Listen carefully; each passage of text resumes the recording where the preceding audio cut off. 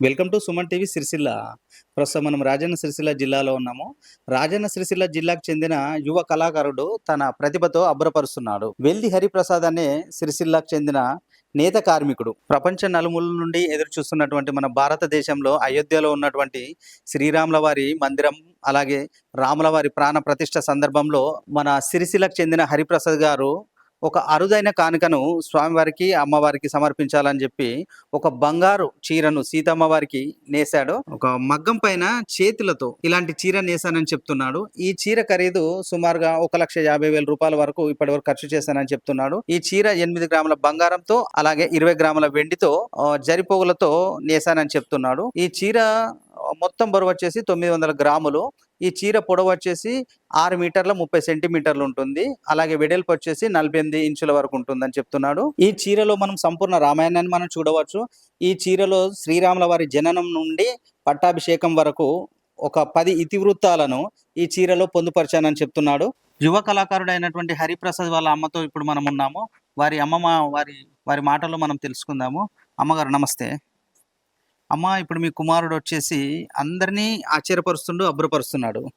ఎందుకంటే తాను ఈ అయోధ్యలో 22వ తారీఖున శ్రీరాముల వారి ప్రాణ ప్రతిష్ఠ సందర్భంలో సీతమ్మ వారికి, రాముల వారికి ఒక బంగారు పట్టు చీర నేసాడు. సో ఈ సందర్భంలో మీకు ఎలా అనిపిస్తుంది? ఇంతటి గొప్ప అవకాశము హరిప్రసాద్కి వచ్చింది కాబట్టి. మాకు అదృష్టమే. నా కొడుకు ఓడు అక్కడ ఇచ్చుడు ఎంత మాకు అదృష్టమే. ఇవ్వలేము ఇంతవరకు ఇట్లా చేయలేదు. చేసిన నా కొడుకు గొప్ప పేరు తెచ్చుకుంటుండు. అదంతా సంతోషం. వాళ్ళు ఈ వరకు ఏ గవర్నమెంట్ వచ్చి ఏది వచ్చినా ఏం సాయం చేయలేరు. అన్నీ తీసుకపోవడు, తీసుకొచ్చుడు, చేసుడు. మాకు ఆర్థిక సహాయం లేదు.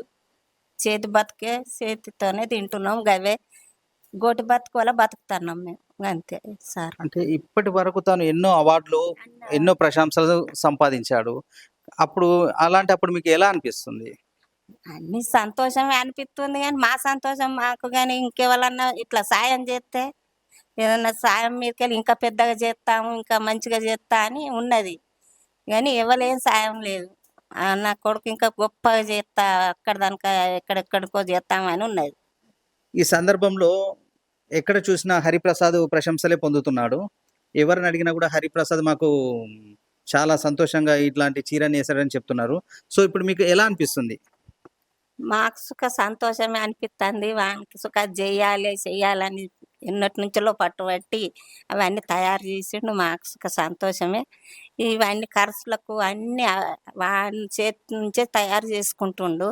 అంటే ఇప్పటి వరకు వివిధ కళల్లో తయారు చేసిన వస్తువులను మనం చూసాము. కానీ ఇప్పుడు చాలా మన భారతదేశంలో ఒక గొప్పగా చెప్పుకున్నటువంటి సందర్భం వచ్చింది. ఎందుకంటే సీతమ్మ వారికి ఒక బంగారు కానుకగా ఈ చీర మన సిరిసిల్ల నుంచి వెళ్తుందంటే చాలా సంతోషం వ్యక్తపరుస్తున్నారు ఇక్కడ ఉన్నటువంటి జనం. మరి మీరు ఎలా అనుకుంటున్నారు? మాకు సుఖ సంతోషమే సార్. మంచిగానే పంపుతుండ్రు, మంచిగా సంతోషంగానే పంపుతున్నాం. సంతోషంగానే మాకు ఏదో చూడండి మంచిగా ఉంటుండ్రు. అట్లా నాకు ఎక్కువ అన్నారాదు. సో ఇప్పుడు అమ్మని చూసినట్లే ఉంటే మనకు అమ్మ మాటల్లో మనకు తెలిసిపోతుంది ఆ ఆనందం ఎలా ఉంది అనేది. మనకు ఆశ్చర్యమై వేసినట్టుగా మనకు తెలిసిపోతుంది. ఎందుకంటే తన కుమారుడైనటువంటి హరిప్రసాద్ చాలా గొప్పగా తన అద్భుత కళలతో, ఇంతటి కళా నైపుణ్యంతో ఇలాంటి చీరను నేసి సీతారాముల వారికి కానుకగా పంపిస్తున్న సందర్భంలో తల్లి కళ్ళ వెంట కూడా ఆనంద బాష్పాలు వస్తున్నాయని మనకు కనిపిస్తుంది.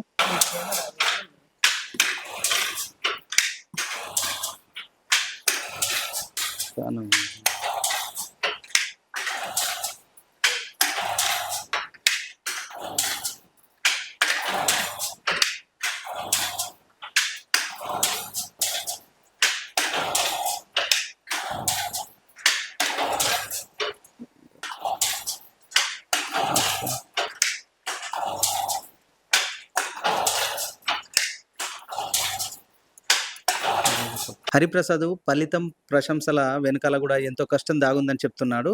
ఈ చీర నేయడానికి కూడా చాలా కష్టపడ్డానని చెప్తున్నాడు. కష్టంతో కూడుకున్నదని చెప్తున్నాడు. ఈ చీరకు నేయడానికి ప్రధానంగా మనం వీటిని విజువల్లో చూస్తున్నాము. వీటిని వచ్చేసి మన కండెలు అని అంటారు. ఈ కండెలకు ముందుగానే రాట్నం పైన ఆ నూలును వడికి ఈ కండెని తయారు చేస్తారు. అలాగే ఇది వచ్చేసి బాబిన్ అంటారు. ఈ బంగారు బాబిన్ ఇది బంగారు మరియు నూలుతో తయారు చేసినటువంటి బాబిన్. ఈ బాబిన్ కూడా ఈ చీరలో పొందుపరిచాడు ఈ బాబిన్ ధారన. అలాగే ఇలాంటి కండెని తీసుకున్న తర్వాత ఇలా జోటలో ఈ కండెని ఇమిడ్చి చీరలో నేయడానికి ఈ వస్తువును ఉపయోగిస్తారు. ఇలాంటి చిన్న చిన్న వస్తువులతో ఎంతో శ్రమపడి ఈ చీర నేసానని చెప్తున్నాడు. ఈ చీర నేయడానికి సుమారుగా 8 గంటల నుండి 10 గంటల సమయం పట్టిందని చెప్తున్నాడు.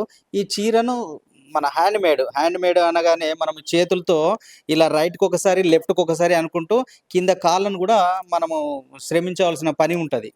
సో, మాన్యువల్‌గానే తాను సొంతగా ఇలా నేసానని చెప్తున్నాడు. ఎందుకంటే శారీరక శ్రమ, వాస్తవం చెప్పాలంటే శారీరకంగా కూడా శ్రమ చేసి ఇలాంటి చీరను తయారు చేశానని చాలా ఎంతో గొప్పగా చెప్తున్నాడు హరిప్రసాద్. సో, ఇప్పుడు మనం ఈ మగ్గాన్ని, చేనేత మగ్గాన్ని చూస్తున్నాము. ఈ మగ్గాన్ని చూసినట్లయితే మనకు అన్ని చిక్కుముడులే కనిపిస్తున్నాయి మగ్గం పైన. ఈ మగ్గంలో ఒక్క దారం ఇట్లా మనకు తెగిపోయిందంటే సుమారుగా ఒక 20-25 నిమిషాల సమయం పట్టుద్ది. మళ్ళీ ఈ చీరను నేయడానికి సుమారుగా ఒక 20 నిమిషాల టైం పట్టుద్ది. ఈ లోపల మనం ఏదైతే ఈ దారం తెగిపోయిందో ఆ దారాన్ని మళ్ళీ సరిచేసుకోవాలి. అంటే ఒక 1000 పోగులున్నటువంటి ఈ దారంలో ఆ దారం ఎక్కడ తెగిపోయింది, మళ్ళీ ఆ దారాన్ని ఎలా గుర్తించాలనేది స్వతహాగా నేర్చుకున్న విద్యతో తాను చూసుకొని మళ్ళీ ఈ సారీ రెడీ చేయడానికి కష్టపడతా ఉంటాడు. చేనేత కళాకారుడు హరిప్రసాద్ గారు మనతో ఉన్నారు. సిరిసిల్ల నుంచి అయోధ్య రామ మందిరం, అలాగే సీతారాముల వారి ప్రాణ ప్రతిష్ఠ సందర్భంలో సీతమ్మ వారికి సిరిసిల్ల నుంచి బంగారు పట్టు చీరను కానుకగా అందించనున్నారు. ఈ నేపథ్యంలో ఇక్కడ ఉన్నటువంటి హరిప్రసాద్ మాటల్లో మనం తెలుసుకుందాము. హరిప్రసాద్ గారు నమస్తే అండి. నమస్కారం సార్. హరిప్రసాద్ గారు, మీరు సిరిసిల్ల నుంచి సీతారాముల వారికి ఒక బంగారు చీరను నేసి పంపిస్తున్నారు కదా! సో, మీకు ఎలా అనిపిస్తుంది? ఈ ఆలోచన ఎప్పటి నుండి వచ్చింది? ఇప్పటికే అందరితో ప్రశంసలు అందుకుంటున్న మీరు ఎలా ఫీల్ అవుతున్నారు? చాలా సంతోషంగా ఉంది. నా అదృష్టం ఇది. సీతమ్మ వారికి బంగారు పట్టు చీర నేయడం. మన హిందువులు 500 సంవత్సరాల నుండి వేచూస్తున్న రామ మందిరం నిర్మించడం, అది 22వ తారీఖు ప్రాణ ప్రతిష్ఠ సందర్భంగా నేను కూడా అంటే ఎవరికి తోచిన విధంగా వారు కానుకలు పంపిస్తుర్రు. నేను కూడా నా వృత్తి అయినటువంటి చేనేత వృత్తితో ఏదైనా కానుక పంపియాలన్న ఉద్దేశంతో నేను సీతమ్మ వారికి బంగారు పట్టు చీర నేసిన. ఆ బంగారు పట్టు చీర మామూలుగా బంగారంతోనే కాకుండా అందులో స్వామివారి ప్రతిరూపాలు మరియు రామాయణ ఇతివృత్తాలు ఉండే విధంగా పొందుపరిచి దాదాపు 20 రోజులు నేను నిష్ఠతోనే ఉండి చెప్పులు వేసుకోకుండా, నాన్ వెజ్ తినకుండా దాదాపు 8-10 గంటలు కష్టపడి దీన్ని రూపొందించి నేసినాను. ఈ చీర అంచులోని ఒక బార్డర్‌లో చూసుకుంటే సీతారాముల పట్టాభిషేకం మరియు అయోధ్య రామ మందిరం వచ్చే విధంగా 11 సార్లు వస్తుంది చీర మొత్తం. ఇంకొక పక్క చూస్తే జై శ్రీరామ్ అని హిందీలో వచ్చే విధంగా. ఇక చీర పళ్ళులో చూసుకుంటే శ్రీరాముల వారి ప్రతిరూపం 10 సార్లు వచ్చే విధంగా దాన్ని నేయడం జరిగింది. ఇక చీర మొత్తం చూసుకుంటే మనం రాముల వారి జన్మం నుండి జన్మించిన తర్వాత విలువిద్యలు నేర్చుకున్నాడు. విలువిద్యలు నేర్చుకున్న తర్వాత వివాహం తర్వాత వనవాసం వెళ్ళుడు. వనవాసం వెళ్ళినప్పుడు సీతమ్మ వారు రాముణ్ణి జింక కావాలని కోరుకుంటుంది. రావణాసురుడు జింక రూపంలో వచ్చి మాయలేడి రూపంలో వస్తాడు. ఆ లేడీని చూపిస్తే జింకను తీసుకురావడానికి వెళ్తారు. అప్పుడు రావణాసురుడు వచ్చి సీతను ఎత్తుకపోయిన తర్వాత హనుమంతుడు మన రాముని కలవడం, హనుమంతునితోని వానర సేతు నిర్మించిన తర్వాత రాముడు, లక్ష్మణుడు, హనుమంతుడు వెళ్ళి రావణాసురునితో యుద్ధం చేయడం, తర్వాత అవన్నీ ఘట్టాలైన తర్వాత పట్టాభిషేకం, ఇలా ప్రతి ఒక్కటి 10 ఇతివృత్తాలను తీసుకొని నేయడం జరిగింది. ఈ ఇతివృత్తాలు కాకుండా ఆ బొమ్మల వెనుక కూడా జై శ్రీరామ్ జై శ్రీరామ్ అని రామకోటి వచ్చే విధంగా దీన్ని నేయడం జరిగింది సార్. అంతేకాకుండా ఈ చీర 900 గ్రాములు ఉంటుంది. మరియు 8 గ్రాముల బంగారము మరియు 20 గ్రాముల వెండి ఉపయోగించి దీన్ని నేసినాను సార్. దీన్ని నేను మా భార్య ఇద్దరం కలిసి నేయడం జరిగింది. ఇది 26 జనవరికి మాకు ఢిల్లీకి ఆహ్వానం ఉంది. ఈ చీరను ఒకసారి మోడీకి చూపించి నేను అయోధ్య రామ మందిరం ట్రస్ట్‌కు అందించాలనుకుంటున్నా. నేను చాలా కష్టం చేసి దీన్ని నేసిన. ఇంతే కాకుండా గతంలో కూడా నేను G20 లోగోను తయారు చేస్తే మన్ కీ బాత్‌లో దేశ ప్రధాని మన్ననలను కూడా పొందిన. ఇవే కాకుండా అగ్గిపెట్టెలో ఇమిడే చీర మరియు సూది రంధ్రంలో దూరే చీరలు మరియు మాస్టర్ బ్లాస్టర్ సచిన్ టెండూల్కర్ వాళ్ళ దంపతుల ఫోటోలు నేసి న్యూజిలాండ్ ప్రధానికి కూడా న్యూజిలాండ్ అనే పేరు వచ్చి ఆ దేశ ప్రధానికి కూడా శాలువా తయారు చేసిన. ఇట్లా ఎన్నో ప్రయోగాలు ఈ నేతలు నా చిన్నప్పటి సంది ఇలా ప్రయోగాలకే ఆ, నాకు ప్రయోగాలు అంటే చాలా ఇష్టం. ఆ ప్రయోగాలతోనే ఇట్లా కొనసాగిస్తున్నా. ఇప్పుడు 500 సంవత్సరాల నుండి మనం ఎదురు చూస్తున్న సీతమ్మ వారికి నేను ఈ చీర తయారు చేయడం నా అదృష్టం.